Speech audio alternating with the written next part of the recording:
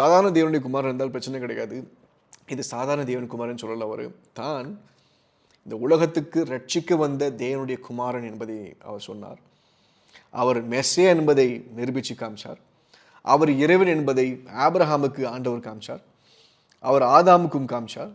மோசேக்கு ஆண்டவர் காமிச்சார். தாவீதுக்கும் காமிச்சார். வேதம் சொல்லப்பட்டிருக்கு, தாவீது இந்த விஷன் பார்க்கும்போது சொல்றாரு, என்னுடைய வம்சத்தில் வர்ற மெஸ்ஸையா எனக்கு தேவனா இருப்பார் சொல்லப்பட்டிருக்கு. அப்போ இந்த ப்ராஃபஸி எல்லாம் பார்த்தீங்கன்னா உங்களுக்கு பயங்கரமாக நமக்கு மனசுக்கு தெய்வ பக்தியை உருவாக்கின்ற ஒரு விஷயமா இருக்கும். அடுத்து நிறைய விஷயங்கள் இருக்குது மத்தேயு புஸ்தகத்தில் பார்ப்பதுக்கு. ஆல்ரெடி நிறைய டைம் எடுத்துட்டேன். மறுபடியும் நம்ம அடுத்த ஒரு வீடியோவில் சந்திப்போம்.